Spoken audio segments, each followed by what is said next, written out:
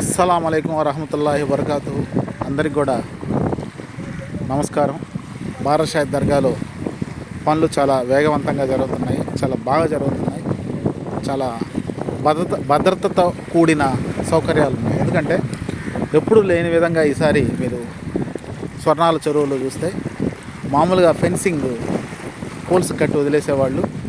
ఈసారి అలా కాకుండా మధ్యలో పెద్ద స్ట్రక్చర్స్ పెట్టినారు. చూడండి, దగ్గరగా చూస్తే మీకు అర్థమవుతుంది. పెద్ద పెద్ద స్ట్రక్చర్స్ అడ్డం పెట్టేస్తున్నారు, అంటే అవతలకి ఎవరు పోనీయకుండా. ఎందుకంటే అవతల కొన్ని చోట్ల అక్కడక్కడ గుంటలు, తర్వాత జారి పడే అవకాశాలు ఇవన్నీ కూడా ఉన్నాయి. కాబట్టి భద్రతా దృష్ట్యా ఎవరు కూడా లోపలికి పోకుండా, అలాగే అట్నుంచి ఇటు గుర్రపు డెక్క కానీ ఏమీ కొట్టుకోరాకుండా చాలా జాగ్రత్తలు తీసుకుంటున్నారు.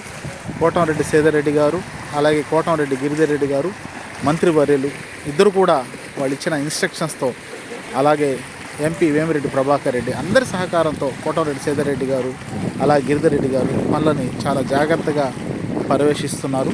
వాళ్ళ ఆధ్వర్యంలో పనులన్నీ కూడా చాలా బాగా వేగంగా జరుగుతున్నాయి.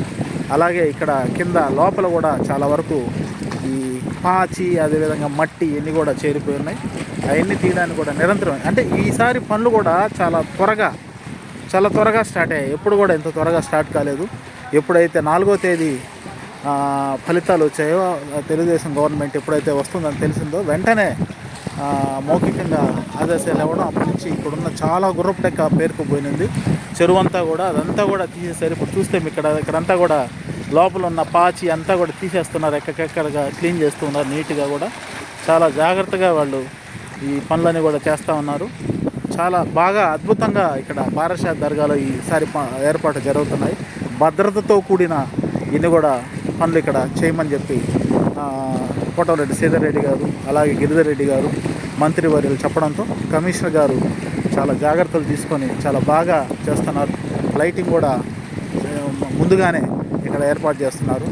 అదేవిధంగా ఇక్కడ భక్తులు వాళ్ళు కూర్చోవడానికి కూడా అక్కడక్కడ టెంట్లు వేసేసి, తర్వాత ఇక్కడంతా లోపలంతా కూడా క్లీన్ చేసేసి, ఇక్కడ ఎందుకంటే ఇంతకుముందు పాములు అవి తిరిగేవి అవన్నీ కూడా లేకుండా క్లీన్ చేసేసి, ఇప్పుడు వచ్చేసి ఈ ప్లేసులంతా కూడా ఇసుకతో నింపేసి, అంటే ఆ వర్షాకాలంలో ఒకవేళ వర్షం పడ్డా కూడా జారి పడకుండా ఉండేటట్టు, అలాగే వచ్చేసి సాయంత్రం పూట భక్తులు అక్కడ సేదడానికి కూడా బాగుంటుంది. కాబట్టి చాలా అద్భుతమైన ఇక్కడ వర్క్ జరుగుతుంది. మీరు చూస్తే లోపల కూడా చూడండి, అక్కడ లోపల వాళ్ళు ఆ స్ట్రక్చర్స్, పెద్ద పెద్ద స్ట్రక్చర్స్ని అక్కడ నిలబెడుతూ ఉన్నారు. ఎందుకంటే ఎవరు కూడా దాటి లోపలికి పోని కూడా ఈ విధంగా మంచి ఏర్పాటు చేస్తున్న ఈ తెలుగుదేశం ప్రభుత్వానికి, అలాగే కోటంరెడ్డి సేదరెడ్డి గారికి, గిరిధర్ రెడ్డి గారికి ప్రత్యేకంగా ధన్యవాదాలు తెలియజేస్తున్నాను.